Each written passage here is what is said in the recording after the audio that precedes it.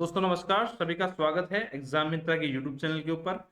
आज हम लोग डिस्कस करेंगे अग्निपथ योजना के बारे में। अग्निपथ स्कीम के तहत भारत के रक्षा मंत्रालय ने जो आर्मी के नौजवानों को भर्ती करने की जो स्कीम निकाली गई है 4 साल के लिए, उसके बारे में हम लोग डिस्कस करने वाले हैं आज के इस वीडियो के अंदर। तो इस स्कीम के तहत जो युवा भर्ती किए जाएंगे उनकी वैकेंसी, उसकी जो क्वालिफिकेशन है, एजुकेशन क्वालिफिकेशन वो क्या होगी, क्या सैलरी मिलेगी और इन लोगों को जो अपॉइंट होंगे बच्चे, उनको कहाँ पे उनको नौकरी दी जाएगी, यानी सेना के कौन कौन से विंग्स में इनको लगाया जाएगा।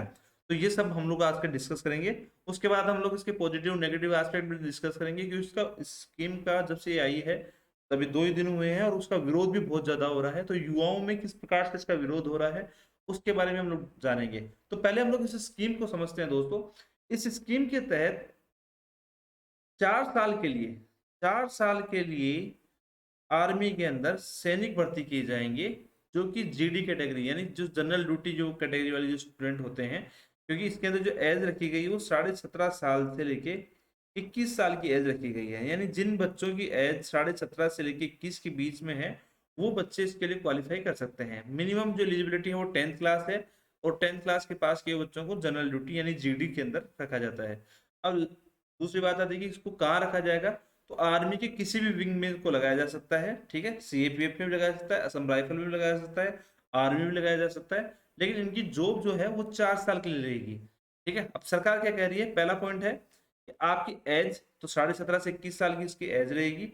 दूसरा, उसके अंदर जो सैलरी मिलेगी उस सैलरी का उन्होंने स्ट्रक्चर दिया है 4 साल के लिए। अब वो स्ट्रक्चर क्या होगा, ये स्ट्रक्चर ये है जिसमें पहले साल के लिए आपको 30,000 रुपीज मिलेंगे, ठीक है। उस 30,000 आपका पैकेज है, यानी आपको पूरे 30,000 की सैलरी मिलेगी। लेकिन इन हैंड आपको क्या मिलेगा, ओनली 21,000 रुपये आपको मिलेगा, ठीक है। 9,000 रुपये आपके काट लिए जाएंगे जो कि आपके कंट्रीब्यूशन में चले जाएंगे, ठीक है।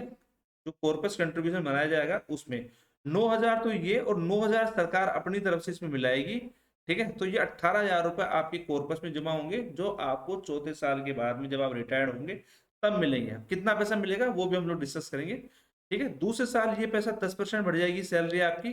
तो इधर से कटौती भी आपकी 10% बढ़ जाएगी, यानी 33,000 के अंदर से 23,100 आपको कैश मिलेंगे और 9,900 रुपये आपकी कटौती होगी और 9,900 ही सरकार मिलाएगी। ऐसे ही तीसरे साल में 36,500, ठीक है। और इन हैंड सैलरी हो जाएगी आपकी 25,580 रुपए। कटौती हो जाएगी आपकी 10,950 और 10,950, ठीक है। और चौथे साल में आपकी टोटल सैलरी हो जाएगी 40,000। इन हैंड मिलेंगे आपको, यानी आपके हाथ में आएंगे 28,000 रुपए और कटौती आपकी 12,000 आपकी से काट ली जाएगी। 40,000 माइनस 28,000 यानी 12,000 काट ली जाएंगे और 12,000 सरकार आपको देगी, ठीक है।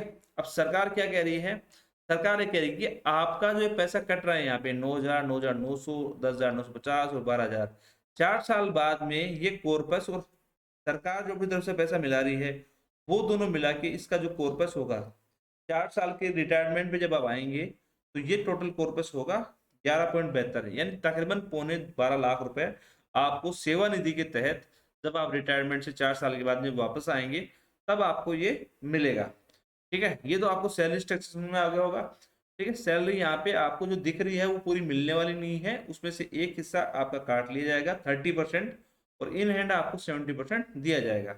हर साल सैलरी आपकी 10% बढ़ेगी।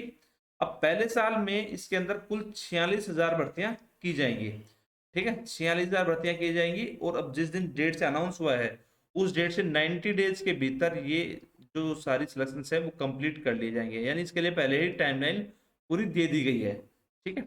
4 साल बाद जब ये बच्चे सेलेक्ट होने के बाद में 4 साल का जो इनका चौथा ईयर आएगा उसके बाद में केवल 25% बच्चों को रिटेंशन किया जाएगा। यानी जो बच्चे यहाँ सिलेक्ट होंगे उसमें 25% बच्चों को कंप्लीट जॉब दी जाएगी। कंप्लीट जॉब एक सैनिक की क्या होती है, 15 साल। और 15 साल की जब सैनिक की जॉब हो जाती है तो वो किस चीज के लिए एलिजिबल हो जाता है, पेंशन के लिए। तो पहला पॉइंट आपको क्लियर होना चाहिए कि ये जो बच्चे भर्ती होंगे उनको पेंशन नहीं मिलेगी। पेंशन क्या होगा यहाँ पे, नहीं मिलेगी, ठीक है। किसी भी प्रकार का आरक्षण वो नहीं मिलेगा, ठीक है। क्योंकि जैसे आर्मी से जो रिटायर्ड होके बच्चे मतलब सैनिक आते हैं उनको एक्स आर्मी कोटा मिलता है, तो इनको एक्स का आर्मी कोटा नहीं मिलेगा और पेंशन भी नहीं मिलेगी, ठीक है। इसीलिए मैं कह रहा हूँ कि ये जो जो पोस्ट है ये कंप्लीटली कॉन्ट्रेक्चुअल पोस्ट है, 4 साल के लिए आपको आर्मी में जाना है, 6 महीने की इसके अंदर ट्रेनिंग होगी आपकी, और उसके बाद में आर्मी के विंग्स में आपको लगाया जाएगा। एजुकेशन क्वालिफिकेशन वैसी ही है, ठीक है। अब और क्या है सर इसके अंदर, और ये है दोस्तों, इसके अंदर आपका एक इंश्योरेंस कवर भी दिया जाएगा, 48 लाख रुपए का आपका इंश्योरेंस कवर रहेगा, ठीक है। अगर आपकी मृत्यु हो जाती है उन 4 सालों के बीच में, तो 48 लाख रुपए साधारण केस में, और अगर आपकी शहादत हो जाती है आर्मी के किसी भी कार्य के लिए, यानी युद्ध क्षेत्र में आपकी शहादत हो जाती है, तो फिर आपको 1 करोड़ रुपया आपकी फैमिली को दिया जाएगा, ठीक है। यहाँ तक क्लियर है, क्योंकि सैलरी स्ट्रक्चर क्लियर हो गया और अपॉइंटमेंट क्लियर हो गया। अब ये जो लाई गई है वैकेंसी, वो क्यों लाई गई है दोस्तों? आप जानते हैं कि कोरोना काल के बाद में आर्मी की जो सीधी भर्तियां हैं वो नहीं हुई हैं। यहाँ पे सरकार ने एक चीज को स्पष्ट किया है कि आर्मी की जो रेगुलर भर्तियां हैं, आर्मी की जो रेगुलर भर्तियां हैं वो कंटिन्यू रहेंगी जैसे वो होती रही हैं। कोरोना काल के बाद में काफी कम भर्तियां हुई हैं, तो ये टेम्परेरी बैकलॉग को फिल करने के लिए इन्होंने व्यवस्था बनाई है। इसके माध्यम क्या हो सकते हैं, अब इसका फायदा और नुकसान ये आप खुद अपना एनालिसिस कीजिए कि मुझे 4 साल के लिए इसमें जाना है या नहीं है। 4 साल में जाते हैं तो अब एक 17 साल का जो बच्चा है या 18 साल का जो बच्चा है उसमें जाता है, तो वो जब रिटायर्ड होगा तो वो 22 साल का हो जाएगा।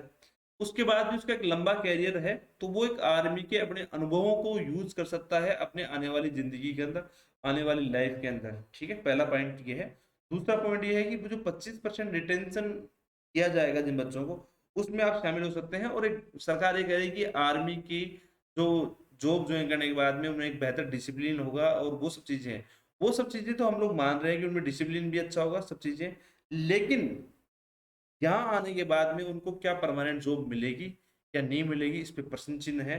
क्योंकि 25% बच्चों को ही वहां पे रिटेंशन किया जाएगा, बाकी बच्चों को वापस भेज दिया जाएगा, यानी 12 लाख रुपए आपको देंगे और आपको घर भेज दिया जाएगा। अब आगे की एजुकेशन आपको करनी है, और आगे की एजुकेशन जो आर्मी के एक्सपीरियंस है उसके दम पे आप करना चाहते हैं या आप कोई और एजुकेशन करना चाहते हैं, वो आप डिसाइड कीजिए, ठीक है। ये सारी स्कीम थी। इस स्कीम में कुछ और आपको समझना है। अब इसके बारे में बहुत सारे प्लस माइनस भी हैं कि भाई आप टेम्परेरी जॉब क्यों दे रहे हैं, परमानेंट जॉब क्यों नहीं दे रहे। जब बच्चा आएगा 4 साल में तो उसके बाद वो क्या करेगा, रिटायरमेंट के बाद में उसको कोई पेंशन नहीं रहेगी तो उसके बाद वो क्या करेगा। तो इन सब के बारे में बहुत सारे आप इस टाइम पे विवाद चल रहे हैं और देश भर में इसका विरोध भी हो रहा है। मेरा मकसद था आपको इस स्कीम को समझाना। आपको ने इस स्कीम को समझ लिया है अच्छे से, तो आप इसके पॉजिटिव और नेगेटिव एस्पेक्ट आप जरूर मुझे कमेंट सेक्शन के अंदर बताएं। हमारा यूट्यूब चैनल एग्जाम मित्रा आपने अभी तक सब्सक्राइब नहीं किया तो उसको सब्सक्राइब कीजिए, और हमारी जो वेबसाइट है jobmitra.com, किसी भी प्रकार की जॉब्स के अपडेट के लिए आप jobmitra.com पे रेगुलर जा सकते हैं। दोस्तों आखिर में वापस आपसे निवेदन है, हमारा यूट्यूब चैनल सब्सक्राइब कीजिए और इस वीडियो को जितना हो सके उतना शेयर कीजिए, क्योंकि यहाँ पे आपकी जो अग्निवीर हैं उनको क्या मिलने वाला है उसका एक पूरा पैकेज मैंने आपको समझाया है। आप सभी का धन्यवाद। Thank you very much.